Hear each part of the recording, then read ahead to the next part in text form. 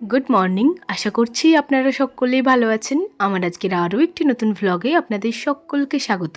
আজ বৃহস্পতিবার, সকাল এখন 7:30। আজও কিন্তু বৃষ্টি হয়েছে সকালেই, দেখলেন উঠানটা একদম ভিজে রয়েছে। আকাশটা অবশ্য এখনও মেঘাচ্ছন্ন। আর আমাদের এই ছোট্ট গাছটাতে দেখুন এক গাছ ফুল ফুটেছে। আমাদের বাড়ির ব্যাক সাইডে যে একটুখানি জায়গা আছে, ওখানে যে ঘরটা করা হচ্ছিল আপনাদেরকে তো দেখিয়েছিলাম। আর এটাও বলেছিলাম যে মিস্ত্রি এমন করছে, 2 দিন আসছে তো 10 দিন আসছে না। এই যে এইটুকু কাজটা করে কত দিন মিস্ত্রি আসেনি, এতদিন পর আজকে এসেছে। এখানটা মাচা করা হবে, তারপরে আর কি ওপরের গাঁথনিটা করা হবে। তো যিনি আর কি কন্ট্রাক্ট নিয়েছিলেন, উনি আবার 2টো মিস্ত্রি পাঠিয়েছেন ওনার আন্ডারে কাজ করার। তবে জানেন তো, ওপরের দেওয়ালটা তোলার জন্য যে মাচাটা তৈরি করা হবে, সেটার বাঁশ কিংবা মাচা কোনোটাই দিয়ে যায়নি। ওই 3টে মতো জালি দিয়ে গেছে আর 2টো বাঁশ। উনি আবার বলছে তোমরাই বাঁশ জোগাড় করো।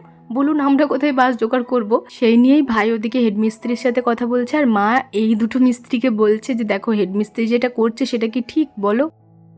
আহা, ওয়েদারটা এত সুন্দর দেখতে লাগছে, কি বলবো আপনাদেরকে। চারিপাশের গাছপালাগুলো দেখুন, মনে হচ্ছে রূপ খুলে গেছে, আকাশে মেঘ করেছে বলে। চলো, সকালে এখনো কিচ্ছুটি খাইনি, খাওয়া দাওয়াটা করি। এই সকালবেলা মানে প্রথম সকালে কি দিয়ে খাবো সেটা একটা মহা চিন্তা। তবে দিদিমা আজকে দুধ দিয়ে পাঠিয়েছে। মা আসুক, তারপর আমাকে খাওয়া দাওয়া দেবে। এই প্রথম সকালে অল্প দুধ মুড়ি খেয়ে নেব। আর এই যে এদিকে বালতিগুলো ভাই ভর্তি করে দিয়েছে। খালি পায়ে গেছিলাম তো, সেই কারণে পাগুলো একটু জল দিয়ে ভালো মতো ধুয়ে নিচ্ছি। যাই হোক, চলুন আমি ঘরেতে গিয়ে বসি, মা আসুক, তারপরে সকালের খাওয়া দাওয়া করব। এই মুহূর্তে অনেকটাই সময় পার করে ফেলেছি। ঘরের বাসি কাজকর্ম সবই কমপ্লিট, ঘর ঝাড় দেওয়া, ঘর মোছা। মা ওদিকে স্নান করতে গেছে। আমি ততক্ষণকে এলাম এই মুড়ি খাবারটা বানিয়ে নেব। ভাইয়ের স্নান হয়ে গেছে, ভাই ঠাকুরকে জল দিচ্ছে।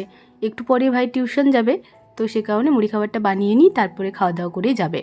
মা এদিকে আলুগুলো কুচিয়ে দিয়ে গেল, আর আমি এরপর ভাজতে দিচ্ছি। তবে জানেন তো, আমার এই তেলের হাতটা না একটু বেশিই লম্বা। কতটা তেল পড়ে গেল, আর তুললামও না, ভাবলাম বেশ ঝুরো ঝুরো ভাজা হবে। তবে মনে হচ্ছে তেলটা একটুখানি তুলে নিলে বেশি ভালো হতো, বেশি হয়ে গেল তেলটা। আর 2টো লঙ্কা ফোড়ন দিয়েছি। লঙ্কা ফোড়নটা ভালো মতো ভাজার পর তেলটা যখন একদম গরম হয়ে গেছে ভালো মতো, তখন এই যে ঝিরিঝিরি করে কেটে রাখা আলুটা দিয়ে দিলাম।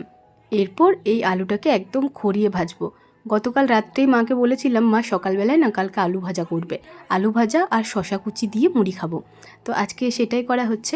আমি অবশ্য একটু আগেই মুড়ি খেয়েছি।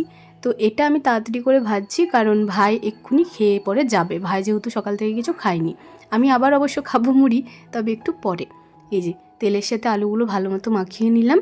তারপর ওভাবেই রেখেছিলাম। এক পিঠটা ভালো মতো হচ্ছিল, তারপর আবার উল্টে পাল্টে আরেক পিঠটা দিচ্ছিলাম ভাজতে। এই ছোটো ওভেনটাতে না অনেকটা দেরি হয়।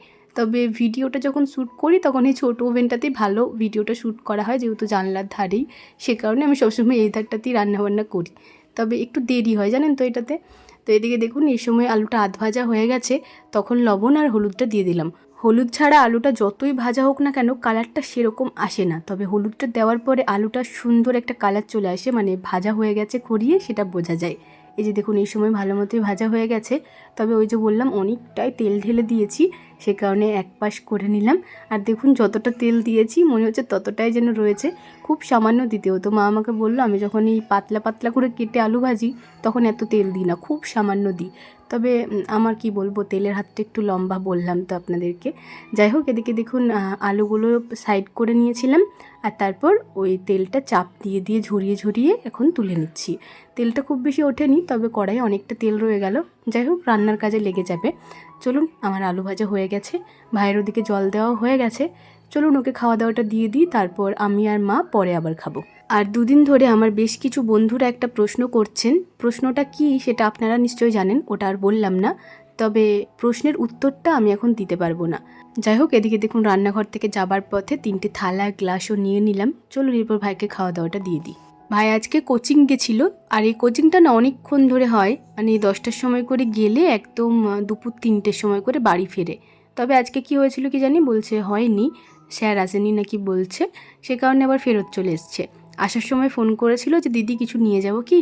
আমার এই কাবলি ছোলার ডাল আর এই কচুরিটা খেতে খুব ইচ্ছা করছিল। ভাই আমাকে বহুদিন আগে একবার এই দোকান থেকে এনে খাইয়েছিল, ভীষণ ভালো লাগে। সব থেকে বেশি ভালো লাগে এই কাবলি ছোলার ডালটা। তো সে কারণে ভাইকে বললাম তাহলে ওইটাই নিয়ে আসিস। মা বলছে আজকে বৃহস্পতিবার যে, তাই আমি বললাম বৃহস্পতিবার তুমি পালবে, আমি তো এখন বাবার বাড়িতে রয়েছি, শ্বশুর বাড়িতে রয়েছি কি, শ্বশুর বাড়িতে থাকলে তো আমি সব পালি। তো ভাই আর আমি এদিকে এখন এই কাবলি ছোলা আর কচুরিটা খাবো।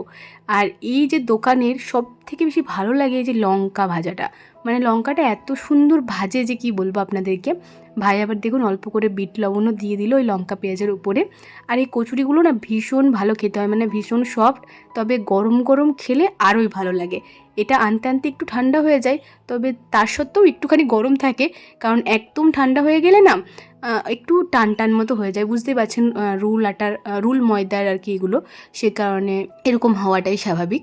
যাই হোক 3টে এনেছে, ভাই ভাবছে মায়ের একটা, আমার একটা, দিদির একটা, তবে মা তো আজকে খাবে না, আমি আর ভাই মিলেই এই 3টে কচুরি এখন খাবো। সত্যি এই ডালটা যে কীভাবে বানায়, আমার মনে হয় এই ডালটাতে না তেঁতুলের পিউরি দেয়, মানে একটা তেঁতুলেরও স্বাদ পাওয়া যায়, আর সে কারণে এতটা ভালো লাগে। আর এই লঙ্কাগুলো ভাজে যে মানে ঝালটা অনেকটা কমে যায়, একটু একটু ঝাল থাকে আবার মিষ্টি মিষ্টি লাগে, এত ভালো লাগে। দুপুর এখন 2:30, এই সময় বসেছি দুপুরের খাওয়া দাওয়া করতে। আজ একটু দেরি হয়ে গেল, কারণ স্নানের পরে না ঘুমিয়ে গেছিলাম। তো এই সময় উঠে পড়ে এখন সকলে মিলে খাবার খেতে বসেছি।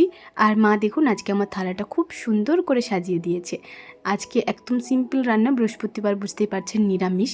শাক করা হয়েছে আর পোস্ত আর ডাল, আর এমনি আম এটা তো রয়েছে, বাড়িতে আমসত্ত্ব বানানো আছে, ওটাও নিয়েছি আজকে একটুখানি, আসলে মা দিয়েছে। আর এই যে শুশুনি শাকটা, এটা সকালবেলা পশন মামা দিয়ে গেছে। আমরা বাড়ির সকলেই এই শুশুনি শাকটা খেতে খুব পছন্দ করি, দেখতেই পাচ্ছেন থালাতে কতটা পরিমাণে রয়েছে। ভাতগুলো সেরকম খেতে পারিনি, তবে শাকটা এই পুরোপুরি খেয়ে নিয়েছিলাম। এই শাকটাই একমাত্র যেটা নিরামিষও ভালো লাগে, আমিষও ভালো লাগে, মানে রসুন দিয়ে করলেও ভালো লাগে, রসুন ছাড়াও ভীষণ ভালো লাগে।